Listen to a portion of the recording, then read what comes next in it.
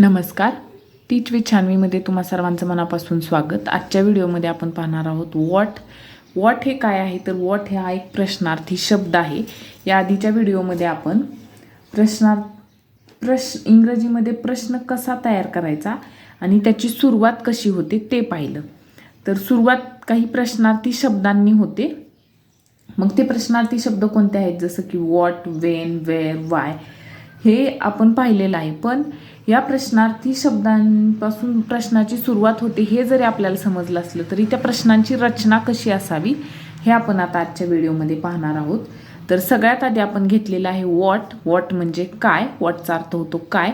तर वॉटपासून जे काही प्रश्न तयार होतात तर त्या प्रश्नांची योग्य रचना काय आहे, प्रश्न कसा तयार करायचा ते आता आपण आजच्या व्हिडिओमध्ये पाहणार आहोत.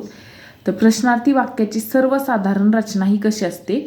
प्रश्नार्थी शब्द, त्याच्यानंतर येतं सहाय्यकारी क्रियापद, त्याच्यानंतर कर्ता आणि त्याच्यानंतर मूळ आपलं जे क्रियापद असेल ते, आणि त्याच्यानंतर सगळ्यात शेवटी क्वेश्चन मार्क. ह्याला सुद्धा महत्त्व आहे, हा विसरायचा नाही.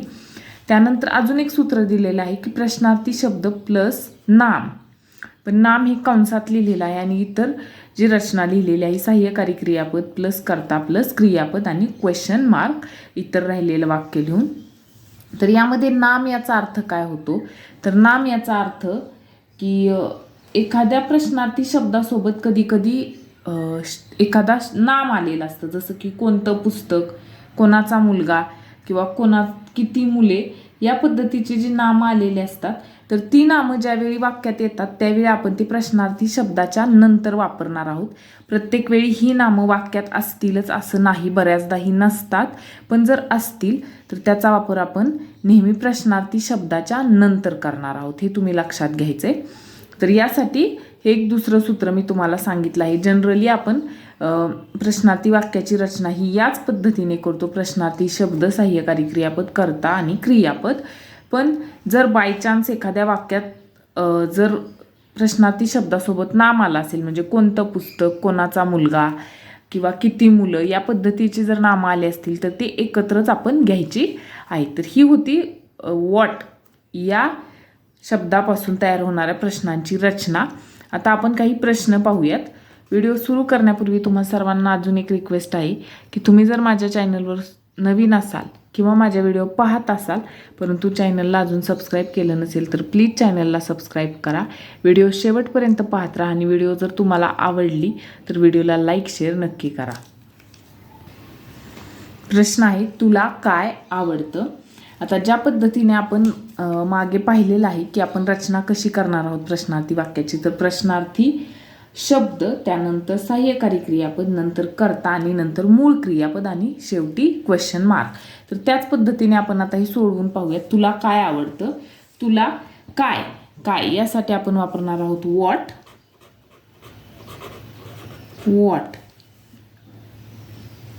आता सहाय्यकारी क्रियापद कोणतं घ्यायचं या वाक्यामध्ये. तर साधा काळ असेल, कोणत्याही वाक्याचा काळ हा साधा काळ असेल तर त्यावेळी तिथं कर्त्यानुसार आपण डूचं रूप घ्यायचं आहे. आणि जर चालू काळ असेल तर टू बी ING, पूर्ण काळ असेल तर टू हॅव PP. या पद्धतीने कर्ता आणि क्रियापदानुसार आपण सहाय्यकारी क्रियापदाची निवड करायची आहे. तर वॉट, आता इथं साधा काळ आहे म्हणून वॉट डू येणार. यूसाठी यू सोबत डू वापरलं जातो. वॉट डू प्रश्नार्थी शब्द झालेला आहे आपलं, सहाय्यकारी क्रियापद पण झालेलं आहे. यानंतर आपण वापरणार आहोत कर्ता वॉट डू यू, आणि आवडतं हे मूळ क्रियापद आपलं. आवडणेला काय म्हणतात तर लाईक, म्हणून वॉट डू यू लाईक आणि क्वेश्चन मार्क. तर या पद्धतीने तुम्ही प्रश्न तयार करायचा आहे. आता आपण खालचे काही प्रश्न पाहूयात एक्झाम्पल म्हणून, जेणेकरून तुम्हाला लक्षात यायला मदत होईल. त्याला काय आवडतं. आता इथं फक्त कर्ता बदललेला आहे, पण कर्ता बदलला म्हणून बऱ्यापैकी सहाय्यकारी क्रियापद आपल्याला बदलावंच लागतं. वॉट, त्याला. आता ही, शी, इट यांच्यासोबत डूचं नेहमी डज हे रूप वापरावं लागतं, म्हणून वॉट डज ही, त्यालासाठी वापरणार ही आणि like. What does he like. तुला काय आवडलं. आता आवडलं म्हणजे भूतकाळ आहे वाक्याचा, म्हणून इथे वापरणार आहोत आपण डूचं डिड हे रूप. व्हॉट डिड तुलासाठी you. What did you like. What did you like. Next, तू काय म्हणत आहेस. आता तू काय म्हणत आहेस म्हणजे हा चालू काळ झालेला आहे. तुम्ही वाक्य वाचल्यानंतर तुमच्या लक्षात येईल की हा चालू काळ आहे. काय म्हणत आहेस म्हणजे म्हणणं चालू आहे किंवा म्हणत आहे समोरची व्यक्ती काहीतरी, म्हणून हा चालू काळ आहे. म्हणून इथं आपण डू किंवा डचचं डूचं रूप न वापरता आपण इथं चालू काळ यासाठी टू बी ING वापरणार आहोत. म्हणजे टू बीचं रूप आणि क्रियापदाला ING हा प्रत्यय आपण लावणार आहोत. तर याची रचना आपण कशी करतो. कायसाठी वापरणार what. What.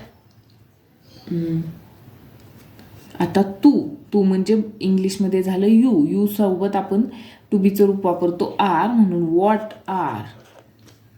What are you. आणि म्हणणे यासाठी से, पण आता टू बीचं रूप वापरलं आहे म्हणून से सोबत ING प्रत्यय लागणार. टू बी आणि ING. Saying. What are you saying. Next, ही खुर्ची इथे काय करत आहे. ही खुर्ची इथे काय करत आहे. तर आता हा सुद्धा चालू काळच आहे, म्हणून इथे सुद्धा आपल्याला टू बी आणि ING वापरायचे.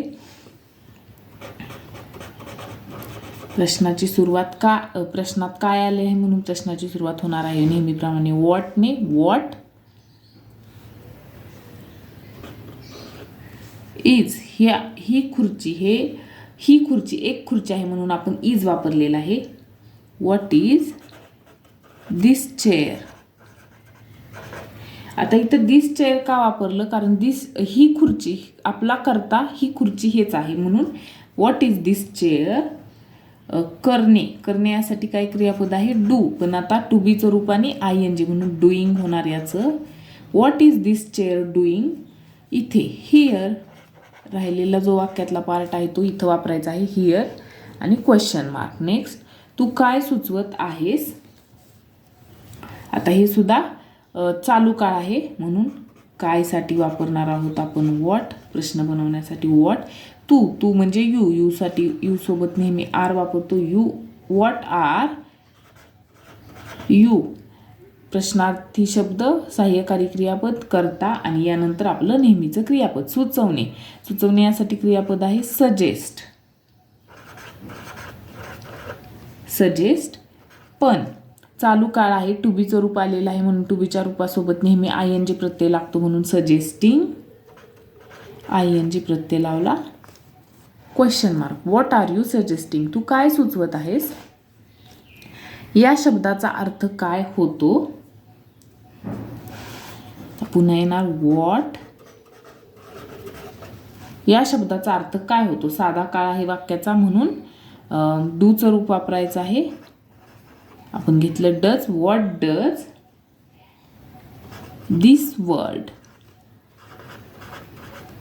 दिस वर्ड आणि शब्दाचा अर्थ म्हणजे काय meaning. What does this word mean. म्हणजे या शब्दाचा अर्थ काय होतो. नेक्स्ट, तू काय करतोस. तू काय करतोस. काय आले म्हणून व्हॉटने प्रश्नाची सुरुवात होईल. व्हॉट. आता तू साधा काळ आहे, मग तू सोबत आपण कोणतं क्रियापद वापरतो तर do. What do you.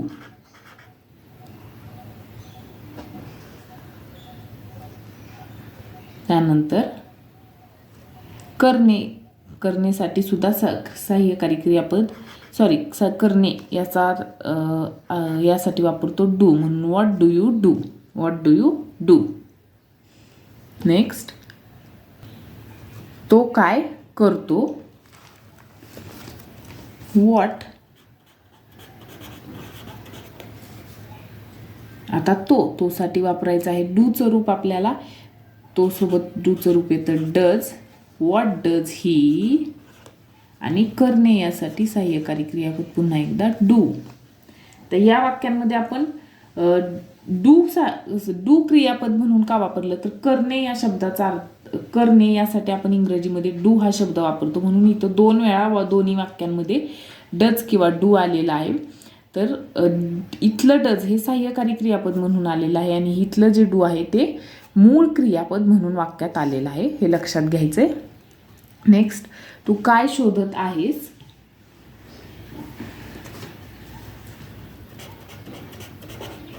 What लिहून घ्यायचं आहे आपण. काय शोधत आहेस चालू काळ आहे म्हणून व्हॉट आणि तू चालू काळामध्ये यू सोबत नेहमी आर वापरायचं असतं, कारण चालू काळामध्ये यू सोबत इज कधीही येत नाही, म्हणून व्हॉट आर यू हे करून घ्यायचं आहे तुम्ही आधी. What are you. आता शोधण्यासाठी कोणता शब्द वापरतात तर लुक फॉर हे शोधण्यासाठी वापरतात, पण टू बीचं चालू काळ आहे, टू बीचं रूप आलेलं आहे म्हणून याच्यासोबत क्रियापदाला ING लागलाच पाहिजे, म्हणून looking for question mark. What are you looking for? तू काय शोधत आहेस? नेक्स्ट, तू आता काय करशील भविष्यकाळ आहे म्हणून इथं आता भविष्यकाळी रूप वापरायचे आपल्याला. प्रश्नाची सुरुवात होणार व्हॉटने, प्रश्नामध्ये काय आलं आहे म्हणून व्हॉट.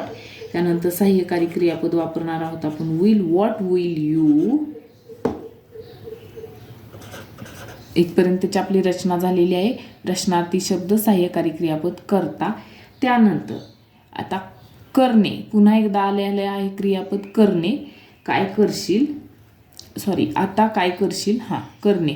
तर करण्यासाठी वापरणार आहोत आपण क्रियापद डू.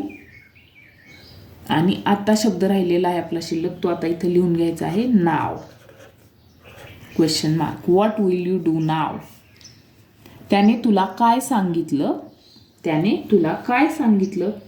पहिल्यांदा व्हॉट, काय आलेलं आहे वाक्यात म्हणून व्हॉट. आता काय सांगितलं म्हणजे सांगून झालेलं आहे, म्हणजे हा भूतकाळ आहे म्हणून भूतकाळ आणि साधा भूतकाळ आहे म्हणून इथे येणार डूचं रूप. डूचं भूतकाळी रूप डिड. What did. कोणी सांगितले त्याने तुला म्हणून ही घ्यायचं आधी. ही सांगण्यासाठी टेल आणि यू. कोणाला सांगितलं आहे तुला किंवा तुम्हाला म्हणून what did he tell you. आता तेच वाक्य थोडंसं उलटं झालेलं आहे. तू त्याला काय सांगितलं. भूतकाळ आहे, साधा भूतकाळ आहे, सहाय्यकारी क्रियापद म्हणून आपल्याला डू वापरायचं आहे. व्हॉट जसंच्या तसं लिहून घ्या. What did. आता फक्त चेंजेस काय झाले तिथं त्याने तुला काय सांगितलं आणि इथं झाले तू त्याला, म्हणून इथं आधी तू येणार. What did you tail him.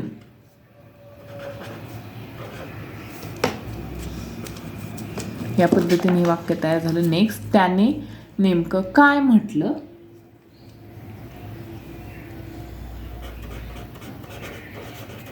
What आधी व्हॉट लिहून घेतलेलं आहे आपण. आता नेमकं, तर नेमकं हा शब्द आपण इथंच लिहून घ्यायचा आहे. नेमकं काय, जसं की आपण पाहिलं की कधी कधी काही शब्द हे प्रश्नार्थी शब्दासोबत जोडून येतात म्हणून व्हॉट एक्झॅक्टली. नेमक्यासाठी आपण एक्झॅक्टली हा शब्द वापरतो. काय म्हटलं भूतकाळ आहे म्हणून डिड. What exactly did. त्यानेसाठी वापरणार ही आणि म्हणण्यासाठी वापरणार say. What exactly did he say. या पद्धतीने हा प्रश्न तुम्ही बनवू शकता. याशिवाय आणखीन एका पद्धतीने बनवू शकता की हे जे एक्झॅक्टली आलेलं आहे वाक्यात ते तुम्ही आधी घेऊ शकता. एक्झॅक्टली